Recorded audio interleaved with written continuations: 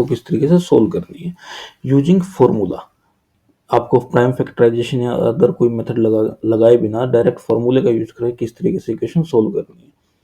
तो देखिए सबसे पहले मैं आपको बता देता हूँ कि देखिए कोई भी क्वाड्रेटिक इक्वेशन होती है उसकी जनरल फॉर्म होती है a x square plus b x plus c is equal to 0।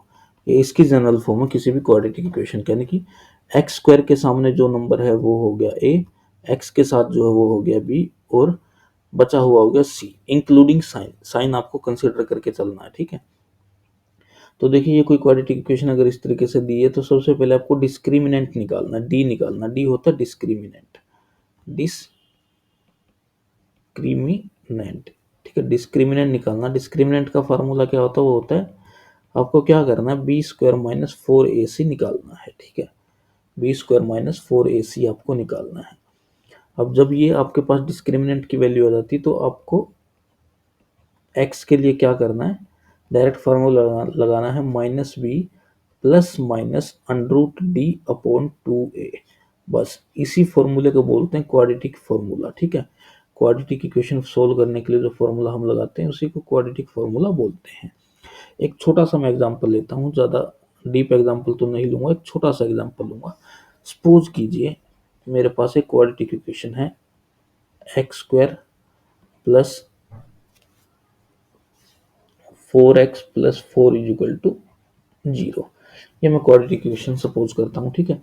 अब देखिए मैंने क्या बोला, एक्स स्क्वायर के साथ जो है वो हो जाएगा a, यानी कि a की वैल्यू यहाँ कुछ नहीं है तो यहाँ हो गया 1, ठीक है। और x के साथ जो है वो हो जाएगा b, तो b हो गया 4 और बचा हुआ हो गया c। तो ये उम्मीद करता हूँ कि आपको क्लियर हो गया होगा। अब सबसे पहले आपको डिस्क्रिमिनेंट निकालना। डिस्क्रिमिनेंट का फॉर्मूला क्या होता है, बी स्क्वायर माइनस 4ac। तो वैल्यूज पुट कर दीजिए, b की वैल्यू 4 है, यहाँ 4 रखी मैंने, 4 का कर दिया स्क्वायर माइनस 4, a कितना है, a है 1, c कितना है 4। तो इस तरीके से मेरे पास 4 का स्क्वायर यहाँ 16 आया, और 4 इंटू 4 16, 16 इंटू 1 16, और यहाँ से मेरे पास d की वैल्यू क्या आ गई, d की वैल्यू मेरे पास 0 आ गई, ठीक है। अब मेरे पास d की वैल्यू 0 आ गई, मैं क्या करूँगा, अब मैं फॉर्मूला लगाऊंगा x के लिए, x is equal to minus B plus minus under root D upon 2a, ठीक है। तो यहाँ मैं क्या करूँगा, मैं b की वैल्यू रखूँगा, b की वैल्यू ये रही 4, तो b की वैल्यू 4 रख दी, d की वैल्यू रखी, अंडरूट के अंदर 0 रखा, और 2a, a कितना है, a है 1।